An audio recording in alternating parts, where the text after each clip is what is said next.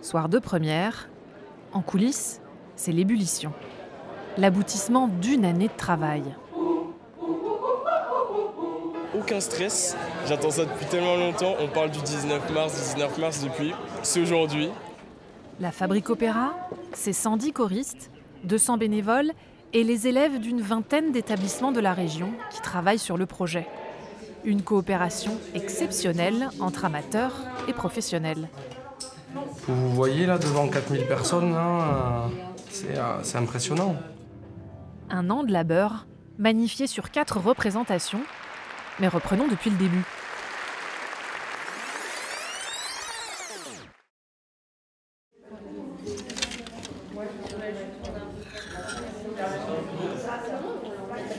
Clémence est en 2e année de BTS métier de la mode et du vêtement à Bourges. Elle a choisi cette formation justement pour participer à la fabrication des costumes de l'opéra.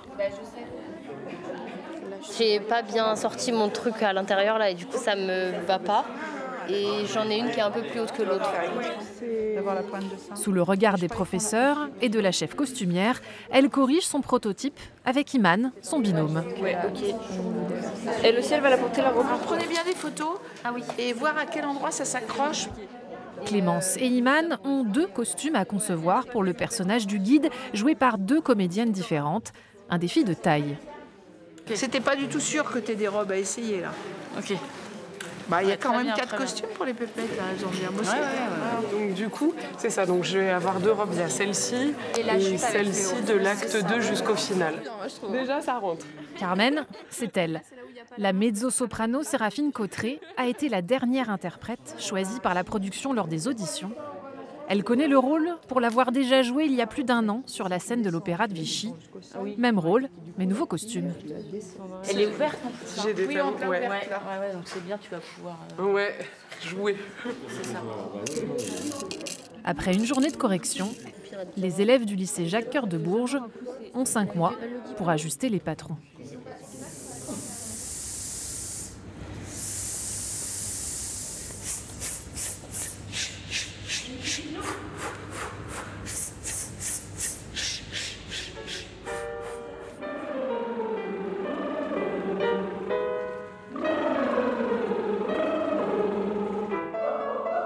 Week-end de répétition pour les 110 choristes amateurs de la Fabrique Opéra.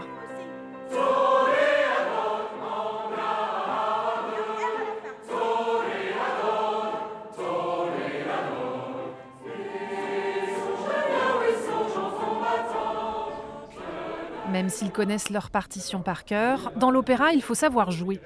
Et c'est avec le metteur en scène Quentin Delépine que les choristes travaillent aujourd'hui.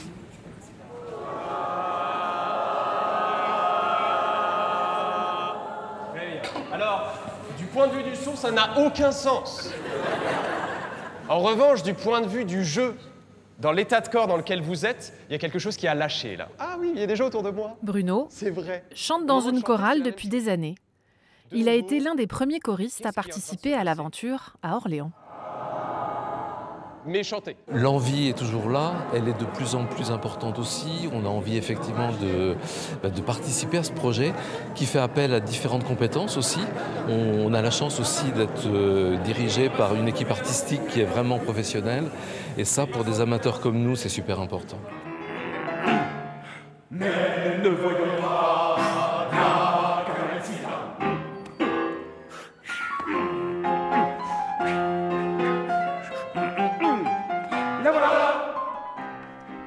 Le chef d'orchestre, Clément Joubert, est à l'origine de la Fabrique Opéra à Orléans.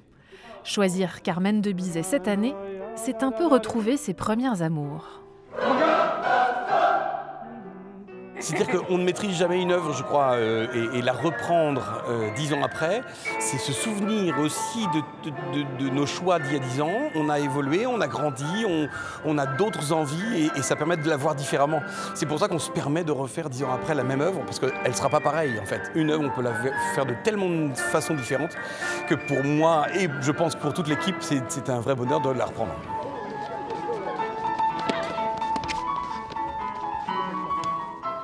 Ce week-end de répétition, on est dans une situation où on a déjà répété avec tous les groupes et là on commence à les réunir. Donc c'est un moment clé parce qu'on commence à avoir du contact entre les différentes personnes et on commence à voir émerger l'émulsion qu'on va avoir sur scène au final. Voilà, merci beaucoup pour votre investissement et pour la précision du travail. Nul doute que nous allons faire un spectacle super. Merci à vous.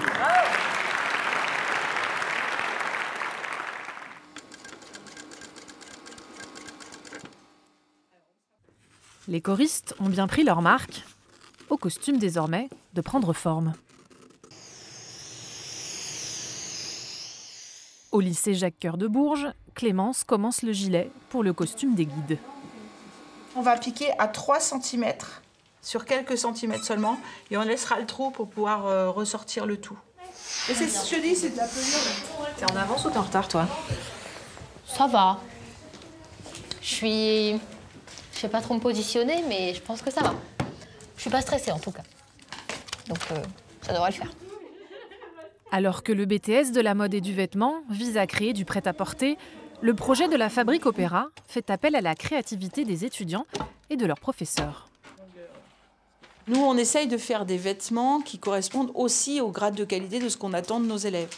C'est-à-dire que quand on fait du vêtement de scène, normalement, tout ce qui est finition, c'est pas forcément ce qu'on recherche. Il faut que ça réponde aux besoins de la mise en scène. Il faut que ça réponde aux besoins de notre costumière. Et puis après, on commence à réfléchir à comment on va construire tout ça. Attirer le public vers l'opéra, c'est la vocation de l'association La Fabrique Opéra qui porte le projet. Moi, le théâtre, ça m'intéresse. C'est ma passion. Hein. Du coup, de voir les costumes, je me dis, après, je pourrais avoir toutes les casquettes. La petite dramaturge, voilà, elle partira d'écrire ses textes à faire les costumes, c'est hyper intéressant.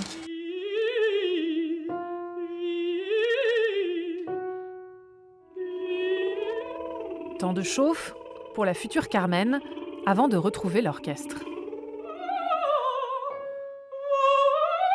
Je pense que c'est vraiment le personnage en tant que femme qui fait le plus bouger à l'intérieur, qui est autant détestable qu'adorable et qui est vraiment une humaine, une vraie humaine, pleine de pureté et de laideur. Elle est incroyable, cette femme. On a envie de liberté quand on chante Carmen. Un grand besoin de liberté.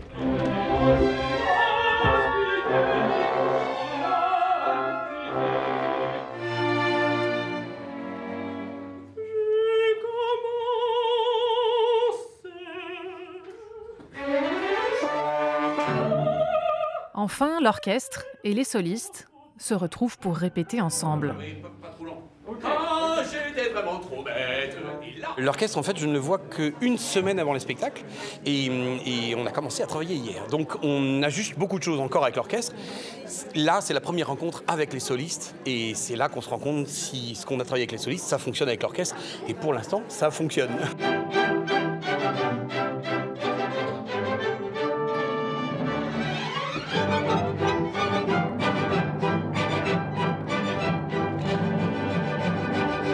L'inattendu, c'est le nom de l'orchestre composé de musiciens professionnels, des fidèles de la Fabrique Opéra depuis ses débuts.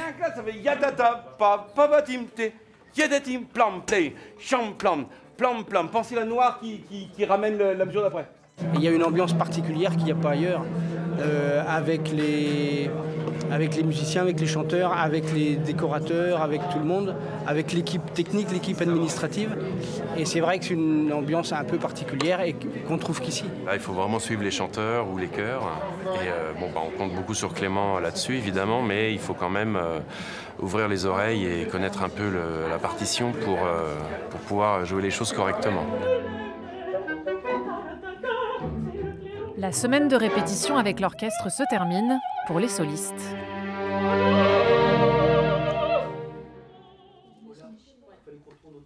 Côté costume, c'est aussi la dernière ligne droite. Ça va être une journée un petit peu intense, avec différents pôles photographie, maquillage et coiffure aujourd'hui, et essayage costume évidemment. Aujourd'hui, Séraphine, notre Carmen, découvre sa robe terminée.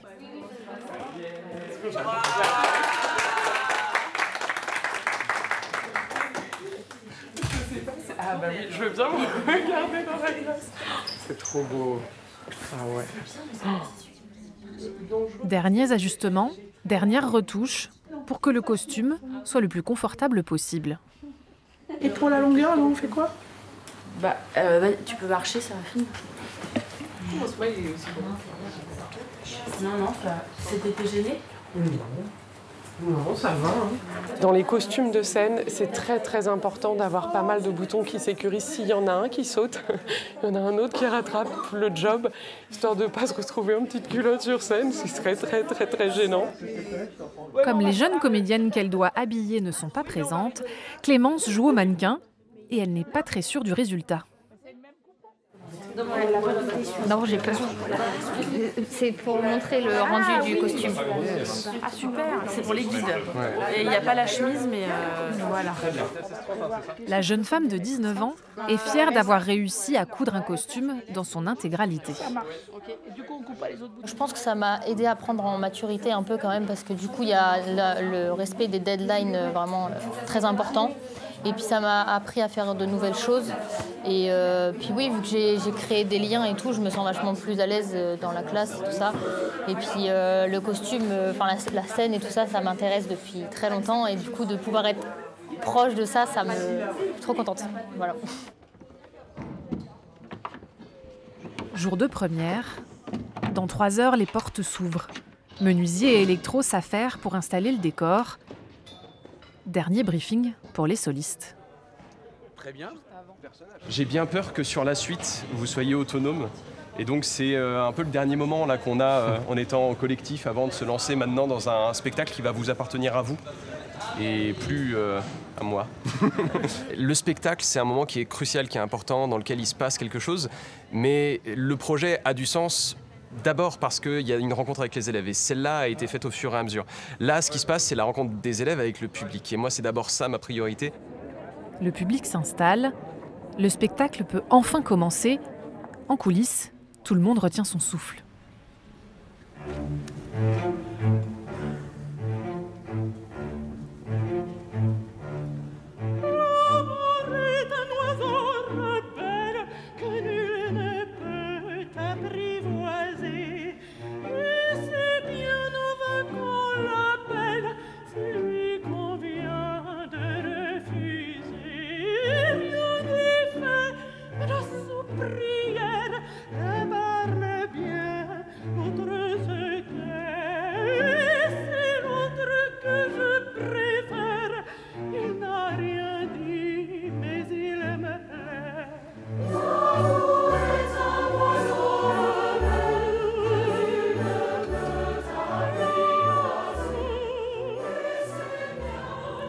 Après plus de 3 heures de spectacle, c'est l'ovation. Dans le public, Clémence et les élèves du lycée Jacques-Cœur de Bourges jubilent.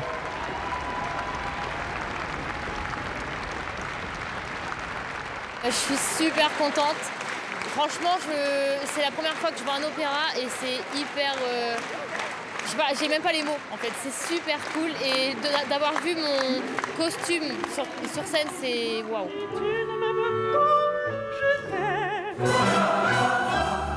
10 ans de Fabrique Opéra, ça se fête.